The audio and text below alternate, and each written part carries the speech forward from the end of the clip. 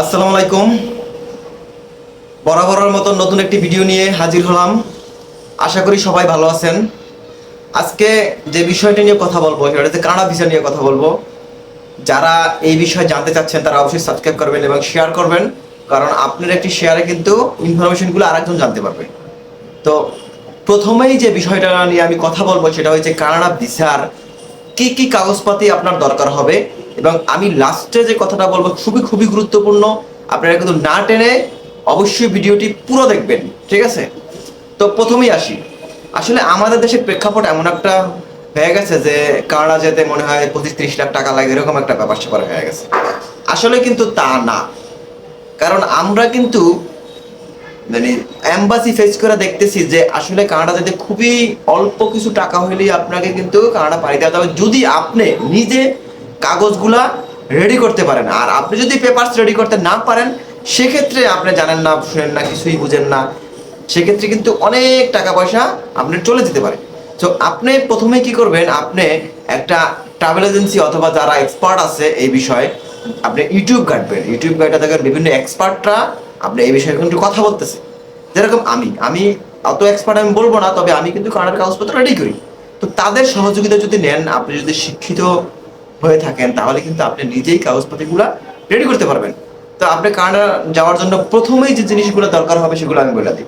সেগুলো হচ্ছে পাসপোর্ট এবং আপনার ব্যাংক স্টেটমেন্ট, ব্যাংক সলভেন্সি, তারপরে আপনার ভোটার আইডি কার্ড, তারপরে আপনি যদি বিবাহিত হয়ে ম্যারেজ সার্টিফিকেট, নিকা নামা, তারপর আপনার যে ফিনান্সিয়াল সোর্সিং, যদি আপনার নিজেই যদি আপনার ফাং সম্পূর্ণ হন, তাহলে আপনার যত অ্যাসেট আছে, আপনার ধরেন যে বাড়ি কিনছেন অথবা আপনার জমি আছে, সেই জমির দলিলগুলা অবশ্যই আপনাকে কিন্তু ট্রান্সলেট করে দিতে হবে। ট্রান্সলেট করে সেটা নোটারি করে দিতে হবে, এবং প্রতিটা ডকুমেন্টস কিন্তু নোটারি করে দিতে হবে।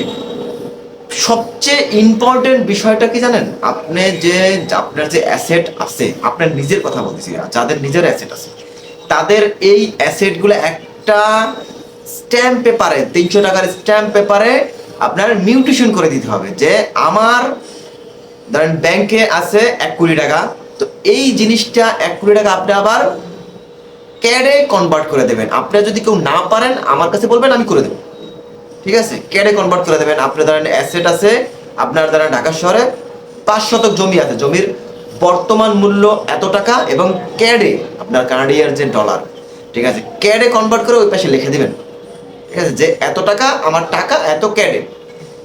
তারপরে আপনার আরও ধরেন আপনার যদি সঞ্চয়পত্র থাকে, তাহলে সঞ্চয়পত্রটা ট্রান্সলেট করবেন, ট্রান্সলেট করে আপনাকে দেন নোটারি করে ওইটার যে ভ্যালু, ধরেন 10 লাখ টাকা, 20 লাখ টাকা, 5 লাখ টাকা, যেটা যার থাকে, ওইটা আবার ক্যারে কনভার্ট করে দেবেন। কনভার্ট করে পুরো একটা ফাইল আপনি রেডি করবেন। তারপরে আপনার প্রতিটা ডকুমেন্টস কিন্তু আপনার নোটারি করে দিতে হবে। নোটারি করে তারপরে আপনাকে জমা দিতে হবে। আপনি যদি জমা না দিতে পারেন আমার বলবেন, আমি পুরো প্রসেসটা আপনাকে করে দেবো, অসুবিধা না। ফিঙ্গারপ্রিন্ট থেকে শুরু করে visa application fee, visa application সব কিছুই করে দেবো। এখন আসেন, যারা নিজের অ্যাসেট নেই, আপনার নিজের অ্যাসেট নেই, তাহলে কিভাবে যাবেন? সেম প্রসেসেই কিন্তু স্পন্সরশিপ, আপনার সেম ডকুমেন্টসগুলাই লাগবে, কিন্তু একজন স্পন্সরশিপ হইতে হবে। যে এই লোক আপনার বাবা, আপনার মা, অথবা আপনার ভাই, যেই হোক, আপনার বোন, রক্ত সম্পর্ক হইতে হবে, তাহলে ভালো হবে।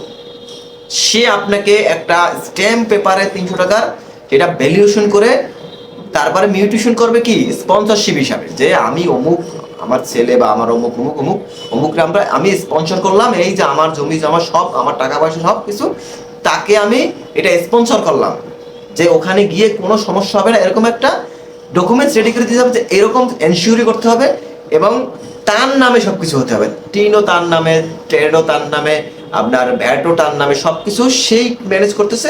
শুধুমাত্র সে তার কি লাগবে, যে ক্যান্ডিডেট তার লাগবে আপনার আপনার ভোটার আইডি কার্ড, পাসপোর্ট, ছবি, আপনার সব কিছু এগুলা, নিকানামা যদি মেরিট হয়ে থাকে, তারপরে স্টুডেন্ট হয়ে থাকলে স্টুডেন্ট আইডি কার্ড, তারপরে আপনার ওখানকার কলেজের ছাড়পত্র, প্রশংসাপত্র, এগুলো সবই আপনার যদি যে ডকুমেন্টস বাংলা থাকবো, সবই আপনাকে কি করতে হবে, ইংলিশে ট্রান্সলেট করতে হবে। ইংলিশ ট্রান্সলেট করে প্রতিটা ডকুমেন্টস নোটারি করতে হবে।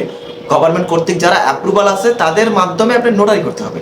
নোটারি করে দেন আপনারা এখানে জমা দিবেন। আর যদি কেউ জমা না দিতে পারেন আমার সহযোগিতা নিতে পারেন, অথবা যে কোনো ভালো যারা কাজ করে ট্রাভেল এজেন্সি তাদের সাথে চুক্তিতে গিয়ে আপনি এই ফাইলগুলা জমা দিতে পারেন। তবে খুবই অল্প টাকায় আপনি করতে পারবেন যদি আপনি সবকিছু জানেন। ঠিক আছে, আপনি যদি কিছুই না জানেন তাহলে আপনাকে বিভিন্ন দালাল চক্র যারা আছে তারা বিভিন্ন রকমের বাদাবাজি দেখাবে। আর আপনি যদি সবকিছু মোটামুটি জানেন তাহলে কিন্তু আপনার কাছে খুবই অল্প টাকায় আপনাকে ভিসা করে দিতে পারবে।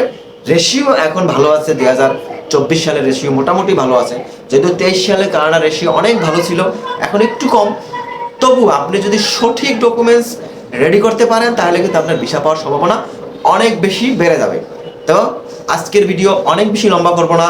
আপনারা যারা না জানেন না বুঝেন আমার কাছে কথা বলেন, আমার সাথে কথা বলেন, আমার ফেসবুক পেজ আছে, লিংক দেওয়া আছে, আপনি কথা বললে আমি মোটামুটি একটা আপনাকে ধারণা দিয়ে দেবো। আর যারা স্টুডেন্ট আছেন স্কলারশিপে যাবেন তাদের কিন্তু খুবই সুযোগ সুবিধা আছে, আমি আপনাকে সব কিছুই করে দিতে পারবো। স্টুডেন্ট যারা আছেন তারা কি করতে হবে, ওখানে একটা কলেজ, আমি সংক্ষেপে বলি, ওখানে একটা ইউনিভার্সিটিতে আপনি অ্যাডমিশন নিতে হবে এবং ওখানে অ্যাডমিশন যে ফিটা আছে এবং 1 ইয়ার্সের যে মানে অ্যানুয়াল ফি আছে এইগুলো দিয়ে আপনাকে ব্যাংকে দিতে হবে। সেই টাকাটা কিন্তু আবার যদি আপনি ভিসা না পান তাহলে কিন্তু আপনাকে ব্যাংক দিবে। এখানকার যে নিয়ম যে আপনি তার কারণ একটা কলেজে আপনি ভর্তি হলেন, অ্যাডমিশন ফি থেকে শুরু করে 1 ইয়ার যে আপনার অ্যানুয়াল ফিটি সবকিছু মিলাই যা দিচ্ছেন আপনি ব্যাংকে, আপনি যদি ভিসা না পান তাহলে আপনাকে ব্যাংক দিয়ে দেবে। ঠিক আছে, এইটা করে আবার বাকি ডকুমেন্টসগুলো একই, আপনাকে স্পন্সর করতে হবে, আপনার বাবা মা বা যে কোনো একজন আপনাকে স্পন্সর করলে আপনি সেই ডকুমেন্টসগুলোকে দিয়ে ফেসে সবকিছু ফিঙ্গার টিঙ্গার করে সবকিছু ফিল আপ করে দিয়ে আসবেন, আপনার ভিসা মোটামুটি রেশিও খুবই ভালো ইনশাল্লাহ। আজকের ভিডিও কানাডার ভিডিও এ পর্যন্তই। যাদের ভালো লাগছে, যদি কোনো ইনফরমেটিভ মনে হয়েছে একটু অবশ্যই শেয়ার করবেন, সাবস্ক্রাইব করবেন। আল্লাহ হাফেজ।